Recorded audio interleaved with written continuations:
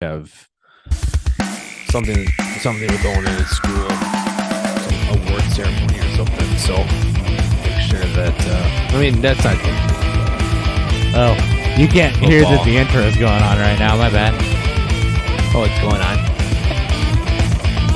Fucking over it.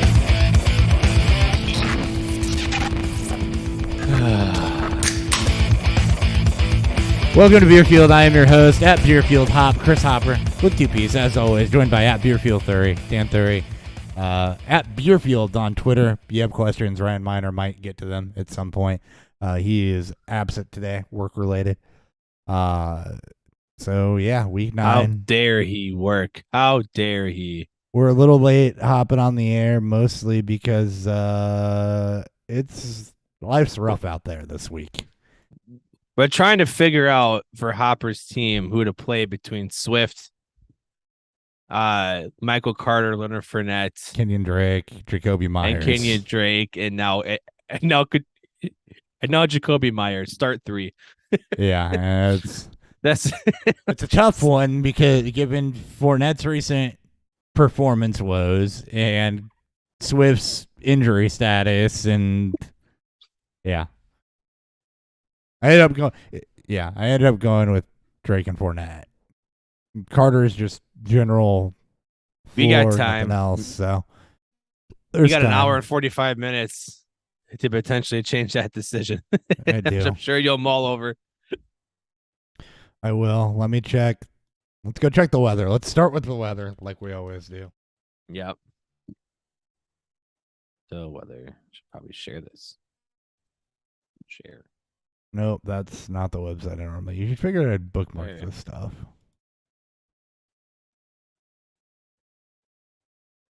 At some point, but there it is. All right. 17-mile-an-hour winds in Chicago. Could be a little rough on kickers. Maybe a little rough on downfield shots. Chicago-Miami game. Especially Miami, a team that likes to work it downfield, and Tua, who's not necessarily known for his velocity. Something to watch. And,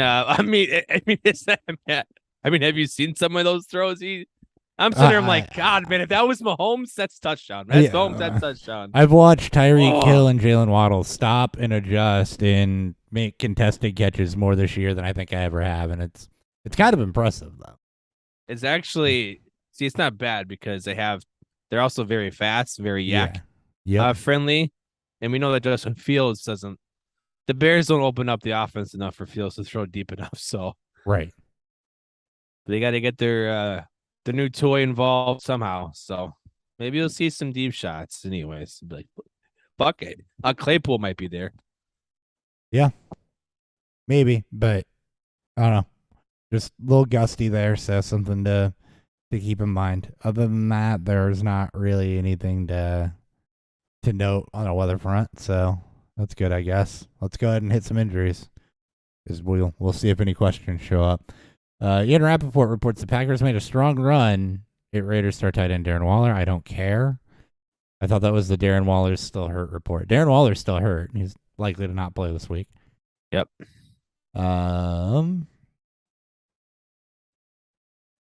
DeAndre Carter is available. TJ Hawkinson will be a big part of a key part of the offense in Week 9 against the Commanders. Not big, a key one.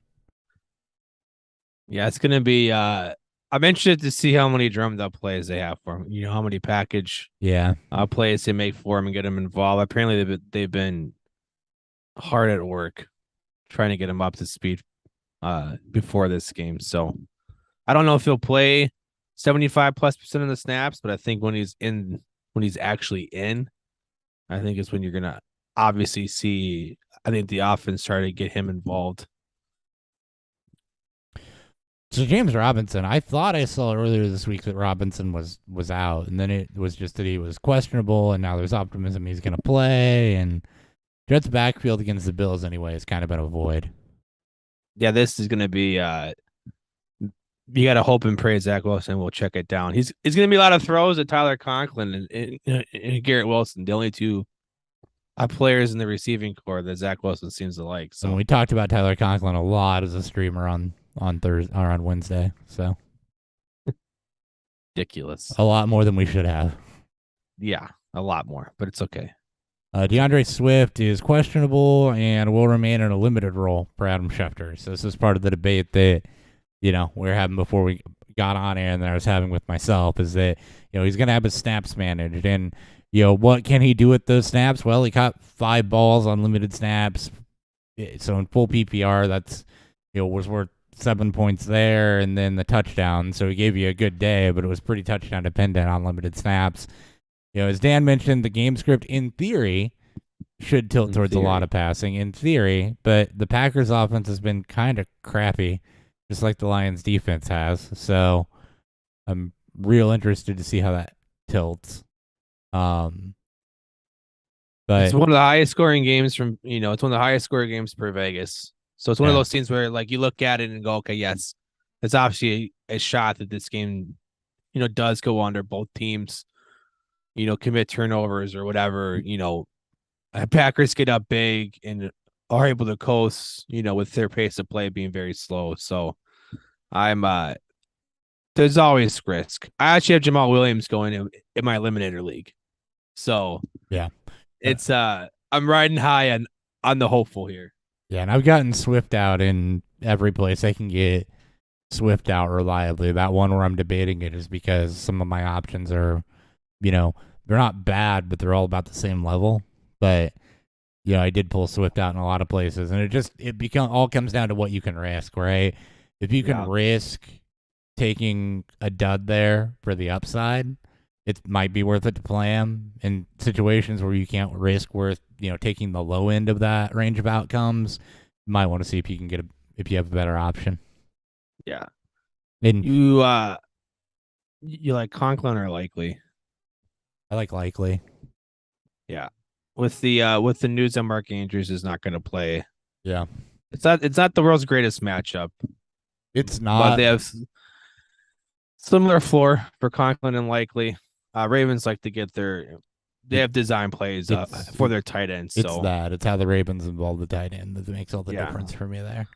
Likely is most likely a top 5 play this week at tight end. Mm-hmm. Easily top 10, easily top 7, and probably top 5. Yep. Cam Akers will return for Sunday's game against the Bucks. The running back room sucks. It's terrible. And Akers has not been good. No, he hasn't been. But Akers he's good of the worst. He has not been good. Darrell Henderson hasn't looked good in limited work. Ronnie Rivers was not the answer, and Kyron Williams is still not ready to be activated. So, yeah, and Kyron Williams isn't a surefire fix. It's just another lottery ticket that has the worst odds in history. Yeah, oh shit.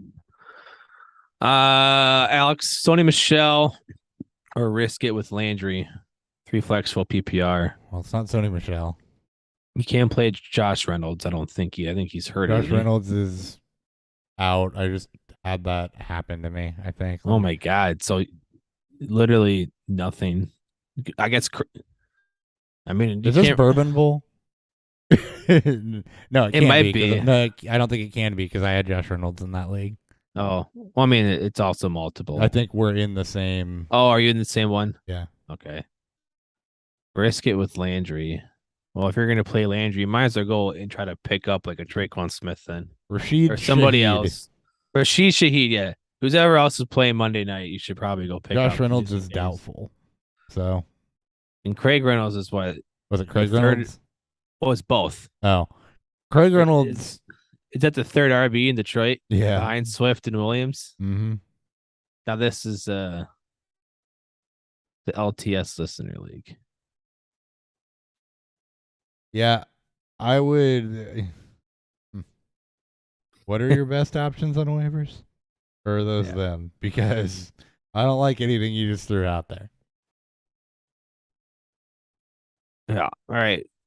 Why don't you post what you got up in there? Yeah, if there's anything on waivers, maybe we can get creative with something, but we'll pivot to the next question. So Gitz wants to know Likely or Mooney. So he's got pick one tight end and then we'll do a flex. Okay. So Likely, Mooney, and Hawkinson. So let's pick between Likely and Hawkinson. So I'm going to lean Likely. I do think Hawk will be involved, but I think we don't know to what degree. And like we just discussed, the Ravens do plan plays for their tight ends. Likely's been with the team all season. He was fine in relief duty last week after Andrews went down. And I think you can generally trust what you're going to get out of him. With Hawkinson, the allure of him being in the Vikings offense is great, but coming in 1 week for as complex as the tight end position is, it's going to be in a limited fashion to start. Yeah. It's likely between him and Hawk. So how about between Mooney and Hawkinson for that flex spot then? I would go Mooney. Yeah. It's kind of the same thing. He's still going to be the most reliable receiver in that offense as Claypool gets acclimated, and Miami's got firepower. He should see his normal 5 to 7 targets with some deep balls, and Miami hasn't been good against the pass. So yeah, I would treat this game with Hawk as I'm playing Hawk in a few places because I have to. I don't have any other options at tight end to play him. But this is a good time for if you can sit and wait and see. Like if he goes off on your bench, yes, it sucks, but that means it's gonna look pretty good for the rest of the week, for the rest of the year. So it's take that wait and see approach. Let's see how Minnesota wants to use them the first game they get him on a short week, because that only means moving forward that his role should expand. More snaps played, whatever. So it's some weeks he could definitely get a touch. There's definitely touchdowns in play for Hawk this week easily, especially just given how the Vikings like to use their tight ends in the red zone. But you just have to kind of go with the. I mentioned it a couple minutes ago, but just the idea was, as I was talking about Swift, it's just the idea that this guy might go off on my bench, but would I rather have them in my lineup and risk the low number when I can put somebody in there that odds say is going to have a higher floor? Or do I need that upside in my lineup? And if I take the dud, I take the dud. Yeah. At least, yeah. Yeah. All right. Bama wants to know, and we'll finish up with Alex. Hines, White. So it's Naeem Hines, Rashid White, or Terrence Marshall. Not Terrence, Terrace Marshall. Excuse me. Naeem Hines, Rashad White, or Terrace Marshall. Yeah, flex full PPR. Hines is another one of those new to the offense guys. I don't expect that the Bills are going to need to go into throw heavy modes. I'm going to go ahead and I think he plays like 10. Equation. I think he plays like 10 or 15 snaps. I think they play him just enough, maybe throw him a couple balls. He may not even sniff the second half. He may play a little bit in the first. Unless it just keep it close. White hasn't had. White's seen his role. I mean, he's in that like 30 to 40% snap range. The Bucs have just been down early so much that neither bat and the backs just become not part of their game plan. Yeah, White's also got. I think he's gotten between like 4 to 6 targets. Generally catches those. White, Rashad? Yeah, Rashad White's being used more and more. It's not the last that 4 weeks are 4, 4, 2, and 3 target wise. Okay, so he's only had over 5. He's only had 5 targets once. He caught all of those, but it's been 4, 4, 2, and 3. The last 4 weeks, his yardage is topped out at 28 in the receiving game, and 24 on the ground. So, and not in the same week, he's been getting, 4 to 6 carries. So, 8 to 10 touches a game, potentially, for Rashad White. Yeah. Or Marshall. It's Marshall. I mean, one game. I don't know. I don't know. It was 9 targets last week. Yes, is great. It is 87. Yeah, it is. They're playing Cincinnati, so I like the game script. Oh man. He had a 5.4 the week before, which still might be. It's definitely between White and Marshall, and I think I'm going to lean Marshall, and you just hope he repeats what he did the last week's performance and elevates that a bit. You hope that it's it's a solid matchup against Cincinnati. You saw some flashes of what that adjusted offense could look like, and I think you have to trust that. Tampa doesn't have a good matchup against the Rams either. That's the other kind of knock on White. So when it comes to White and Marshall, to me being equal, similar floors, then I'm going to play the matchup, and that's going to lean in the game script, and that's going to lean towards Marshall, in my opinion. Yeah. Yeah, it's fine. Yeah. It's ugly.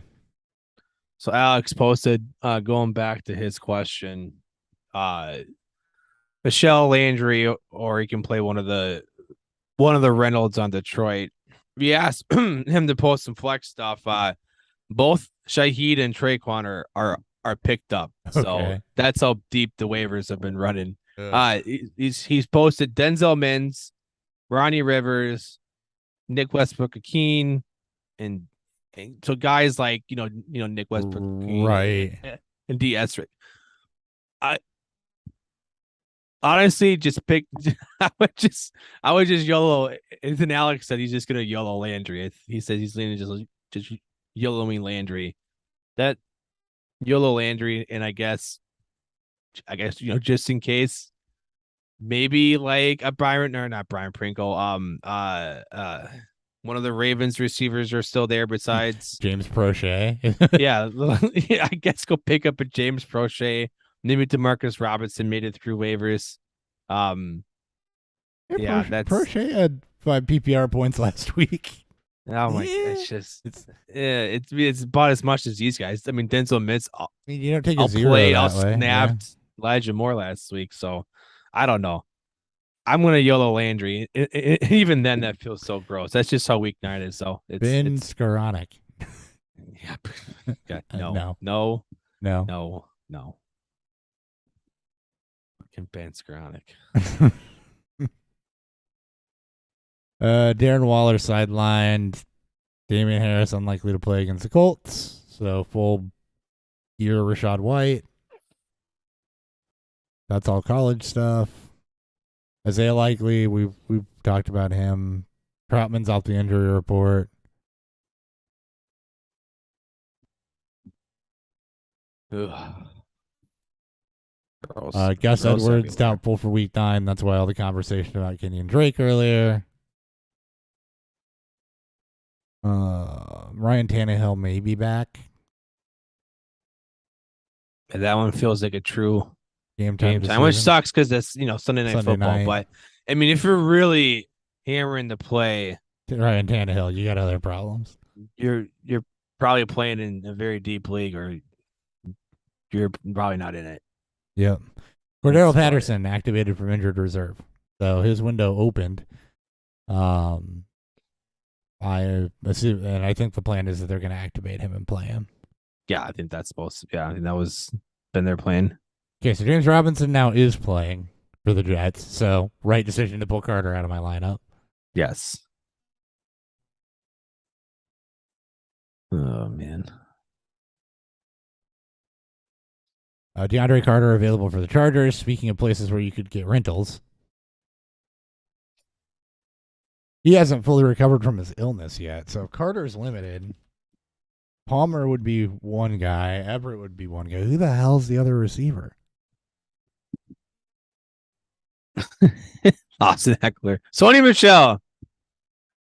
Bama wants to know Allen Robinson, Julio Jones, or Hunter Renfrow in full point. Just pour some bleach in your eyes and run around. That's gonna probably bring you more joy than having to play one of these guys. Jason Moore and Michael Bandy are the other two. Oof. Anyway, what was it was Robinson, Julio, and Renfrow. I know. At least there's no. I mean, I say at least there's no Waller. So, do you think that helped Renfrow? Julio still has to compete with Godwin, Evans, a poor offensive line. Last 2 weeks. Last 2 games. 6. Lord, I can't talk. 12 targets, 10 receptions, 114 yards, and a tutty for Allen Robinson over the last 2 weeks. He's turned it up into having some. It's Robinson, some wide receiver 3 with touchdown upside. It's Robinson. It's not pretty, and neither is the matchup he's in, but it's Robinson. It's Robinson. All right, Monty, David Montgomery, whatever they however they mispronounced his name before, or Patterson, or Cordero Patterson. I think I'm going Patterson in that one. Monty's getting the Bears run a ton. Monty's getting harder and harder kind of to trust the way that Herbert's been giving that offense a spark and drawing in. And you add Justin Fields rushing upside, and you add Chase Claypool, who's probably going to take some handoffs today. I think Monty's getting harder to trust. I'd rather go with Patterson, who was on absolute fire before we went on IR. I think Atlanta needs that spark pretty bad. I mean, it's not it's their guys behind Patterson's been pretty garbage, so I would yeah. It's Patterson. It's Patterson. It's been bad for it. I mean, Algiers gotten some volume, right? I was gonna say, I don't think it's garbage. I just think it's like a burger from McDonald's. You wish you hadn't.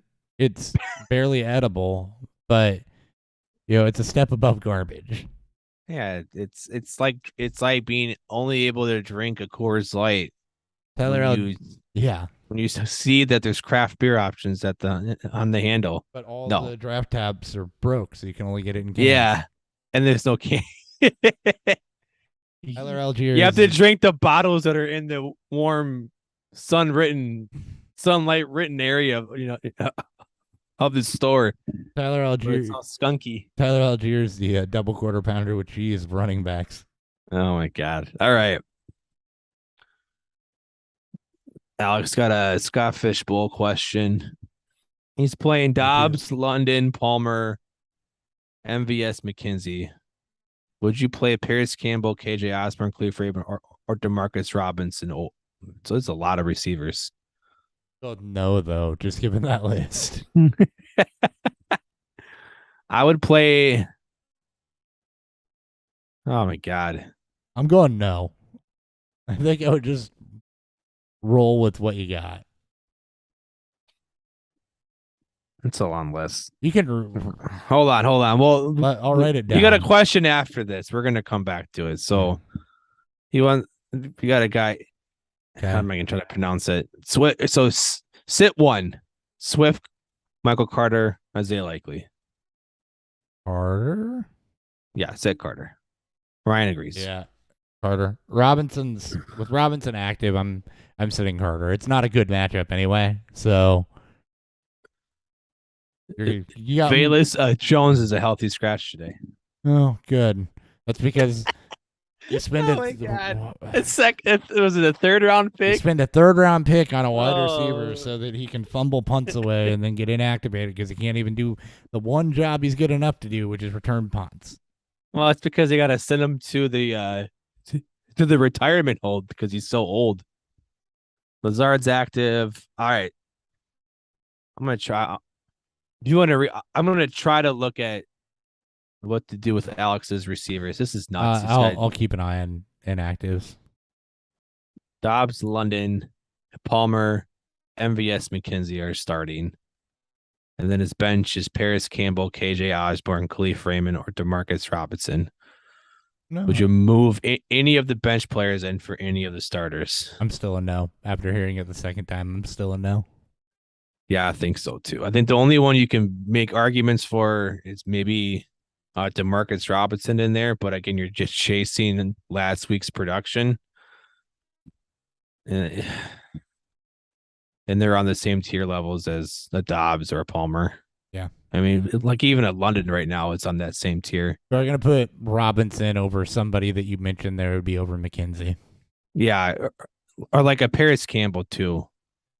They're all within the same tier. It's just who has the highest upside to probably break one. And that's the issue. Right. Bama, we got a big boy question here. I got Swift, Pittman, or DJ Moore in his flex. I think we all can agree it's DJ Moore, right? Yeah, I'm riding DJ Yeah. Moore right now. Swift. This is when you can definitely bench Swift and feel okay about it. Yeah. Plus matchup, touchdowns in back-to-back weeks, back-to-back double-digit target games since PJ Walker took over. And I think double-digit target game, no. But still above 6 target. Really, since the first 3 weeks of the season, his target volume has been fine. And his floor's been okay, and he started to flash some of that upside again. It's DJ Moore all day. Yeah. And Pittman is shit. I mean, again, there's like if you're gonna play an outside receiver with the back quarterback, at least play the one that's getting hyper targeted. Yeah, not that Pittman's just a tick below DJ Moore in targets, and he hasn't caught a touchdown since week 1 also. So you also want to insulate some of that touchdown upside, but the Colts are using their tight ends down there. So all right. James Robinson, again, officially active. DeAndre Swift is active. Josh Reynolds is officially out with a back injury. Alan Lazard is active from the concussion. He should resume one duties, but be interested to see how that plays out and what's either going to be a shootout or a negative game script for Packers receivers. So, but I still think Lazard has the edge over Dobbs in that situation. It's all trust. I think the only reason why Dobbs continues to be coming back to is that Rodgers doesn't trust any of the other receivers playing. Yeah, and with Lazard back, I mean, that trust is at least there with those two. So there's going to be some big play shots too. I think I saw someone post that Watson's active. Yeah, that Watson's also active. Not that it means anything, but right now, but yeah, he's active. Yeah. Darren Waller inactive as expected. Velus Jones, you mentioned a healthy scratch. As is Lamar Jackson, the cornerback. Keenan Allen out again with a hamstring injury. Dustin Hopkins out with a hamstring injury. Mike Williams out with an ankle injury. So the Chargers are still the Chargers.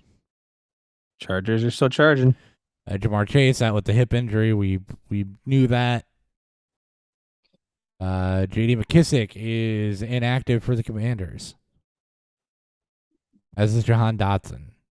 So, something to note there. That means Antonio Gibson has solidified, one, as a receiving back, but two, he's had more upside. So I think this week you can actually go back to Antonio Gibson and feel relatively good about it. This again, I love the Brian Robinson story. I love the fact that he's able to battle back from being shot, be able to get himself back onto the field and play. Slow start. I also wasn't a big fan of his profile coming out of Bama. I never understood this. It all felt like Rivera was just trying to punish his kid for something that was done 3 years ago. Yeah. And he was just sticking to his guns. Like, no, God damn it. You're still in trouble. Yeah. For me, I didn't hate Robinson's profile, but it was one of those that he was more in that tier of you take it because it could be something, but you're not confident it's going to be. And then the talk out of camp is we're just going to hand him a role. And that always seemed weird to me, especially when Gibson had really done nothing to lose that role. Outside of fumbling, doing some fumbling, which we've seen can enact some superpowers for some players. After they fumble once, it's like, now they see everything. Mm-hmm. I don't know. But McKissick not being active does open things up for him a bit. More inactives rolling in. Wow, we ran straight into the noon game inactives here. Cool. Zach Moss inactive for the Colts along with Jonathan Taylor, so not enough out of Moss to activate him this week. So Deion Jackson has that backfield pretty well to himself. I guess Phillip Lindsay's also there, but Deion Jackson's got that backfield pretty well to himself. It's pretty well to himself. Jamal Agnew back for the Jaguars. For the Falcons, no Bryan Edwards. AJ Terrell also out, so they are going to be without their top cornerback. Yikes. No surprises for the Dolphins. Tre'Davious White is out, even though he was activated. He's going to sit out again as he continues to recover. So no reason really to rush him back against the Jets, a game the Bills should pretty well have in hand, but they are going to be down a bit in the secondary with also no Jordan Poyer as well. So both safeties, Micah Hyde's done for the year, along with Tre'Davious White will miss time. No Matt Milano either. So Bills defense continues to be banged up, which is good for fantasy because they can score if they have to. And yeah, they're still the number one defense in football. Right. And Chuba Hubbard inactive for the Panthers. So Foreman has that to himself in a pretty good matchup. I think that's what a lot of people were hoping for. Yes. I agree. Myself included. All right. Was that it? Am I waiting on inactives for anybody else? No, we should have all the new ones in. That should be it. Questions seem to slow down. I don't have any asking for friends because mine are all pretty much. Probably do. Let me run through the rest of this real quick, just to fill some airtime, and then we'll call it. I have to debate between Cedric Wilson and Sonny Michel. That's correct. In super injury riddled league. I should make trades. I only have one draft. I only have one first round pick in that league though, and I really don't want to give it up because I have no other draft picks. Has not been accepted yet. That should be good. I put Herbert up there. What the hell do I do here? That was a good start. Everybody's. Thanks, Ryan. Be sure to tune in Thursday night. That's right. Yes. TJ Hawkinson or, Tyler Algier? It's Hawkinson.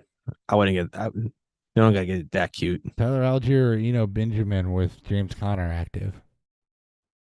Who's more likely to get hurt, James Conner or Cordero Patterson? James Conner, and we 100%. And we know that Angel Benjamin still has an insulated role too.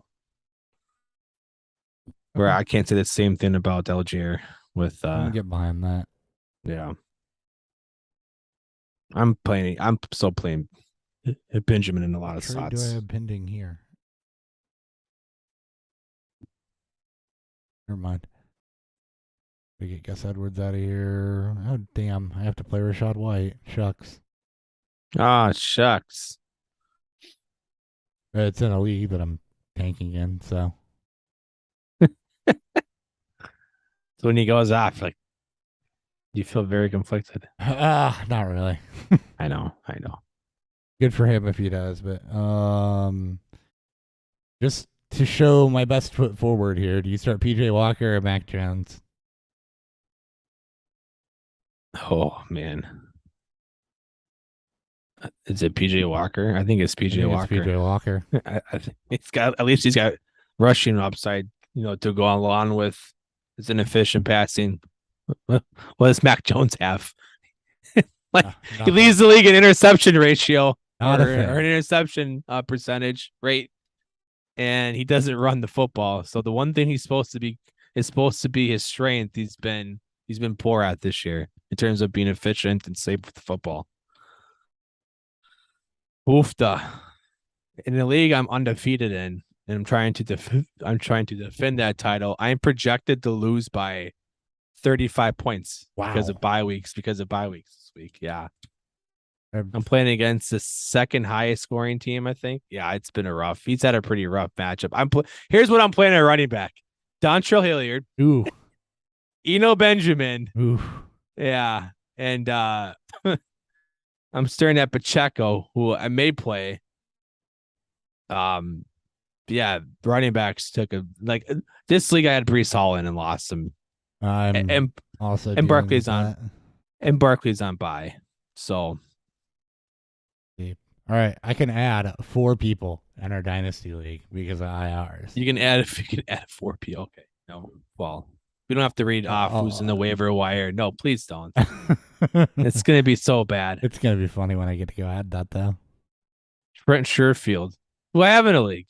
That Herbert, Jason Moore. Foreman, Swift.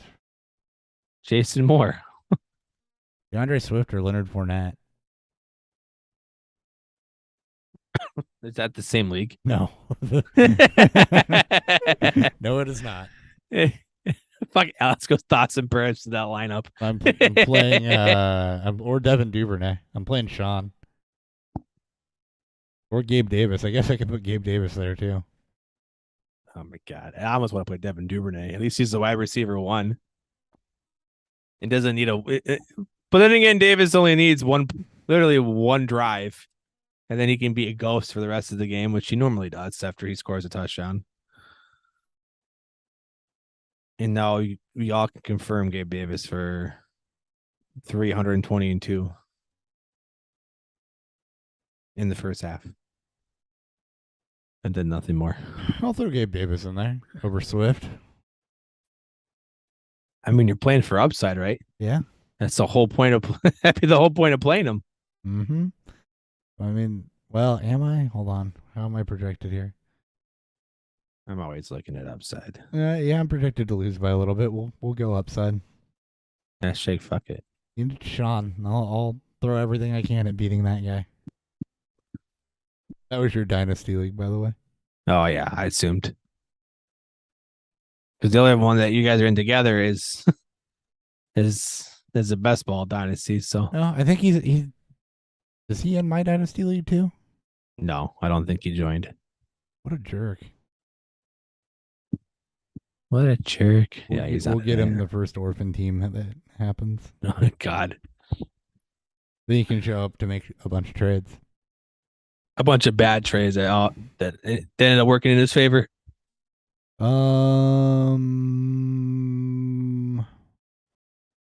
Damien Harris inactive. Okay, nothing I can do there. All stuff we talked about. Deion Jackson in the lineup. Hell yeah. I got him in the eliminator rolling. Yeah, I missed him weeks ago. Again, I play when all my leagues are super deep leagues. People are like, you got to pick up Deion Jackson. I'm like, he's been picked up since week 2. I have so much running back depth and nothing at wide receiver. I'm also 2-6. That's one of my worst. And you definitely want to move some of those backs. Yeah, I don't think get some of those.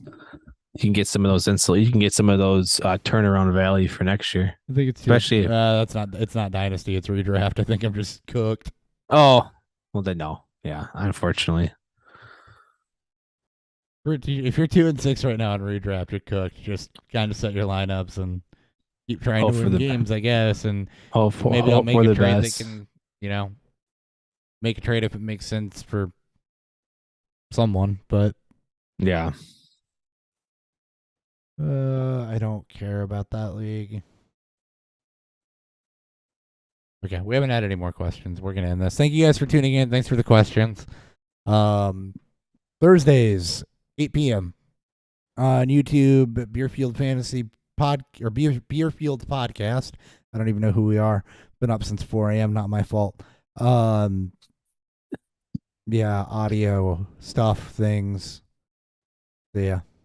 Hey up. Beerfield on Spotify.